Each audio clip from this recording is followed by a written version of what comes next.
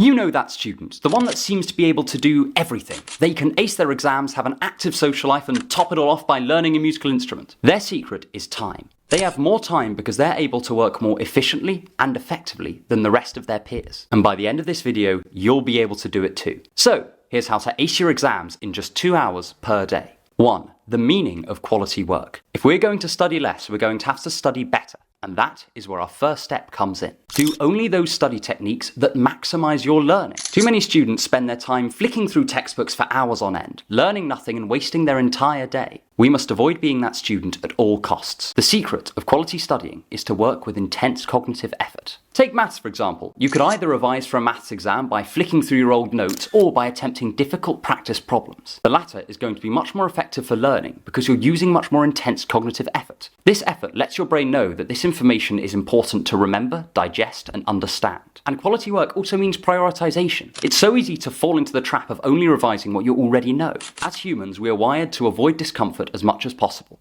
And in a study context, this often translates to only studying those topics you're already familiar with. If we want to study effectively, we need to push past this instinct and instead spend most of our time looking at material that we're deeply uncomfortable with. Study your topics in reverse order of what you already know, and this will ensure that you get much more bang for your buck out of your study time. Finally, quality work means focused work, which brings us to our next step. 2. Flow. Have you ever been so focused on something that the rest of the world seems to fade away? Time passes in an instant, distractions are nowhere to be found, and you'll get more done in a morning than you normally achieve in a whole week. Then you have entered a flow state. This is known as one of the most pleasurable and efficient modes for working. The difference between being in a flow state and working normally is night and day, but getting into a flow state is its own challenge. First, we need to eliminate distractions. Leave your phone in another room and let everyone know you're not to be disturbed. Second, choose a task that is challenging but not insurmountable. Too easy and your mind will have the extra bandwidth to let distractions in, but too hard and you'll probably just give up.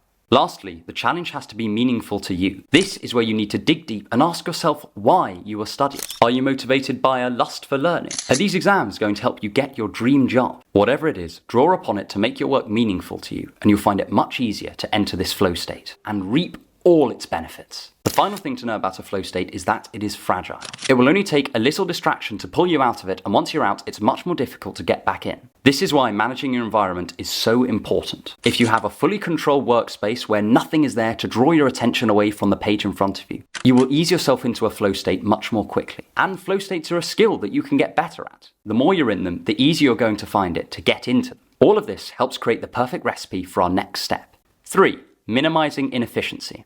We lose a lot of time in our studying. When we have to think about what we're going to study, we lose time. When we can't find our books, we lose time. When our workspace isn't set up most efficiently, we lose time. Not only that, but every time we put obstacles in between us and our work, we leave the door open for procrastination to seep in. At every step of the way, we need to know what we're going to do and when we're going to do it. And this is where pre-planning is essential. Make a detailed plan saying exactly what you're going to spend your time doing in your focused 2-hour study block. Ideally, concentrate on just 1 or 2 things so you can get fully immersed in the topics at hand. This will minimize inefficiency and make your study hours the most effective that they can be. Likewise, we must minimize the inefficiency of our own minds. We need to train ourselves not to let our minds wander while we work, and to cultivate our internal ability to focus. Habits like meditation and journaling are fantastic for developing this skill. Limiting overstimulation is also key for preventing our minds from wandering while we're studying. If you're currently used to having music on, the TV blaring, and your phone playing YouTube while you're working, maybe now's the time to cut back on that. Instead, you can get used to a much lower level of stimulation. Once your mind adjusts to the new balance, it will become much easier to become completely enraptured in something as simple as a book or an essay. And all of this training comes together to create our finished product. 4.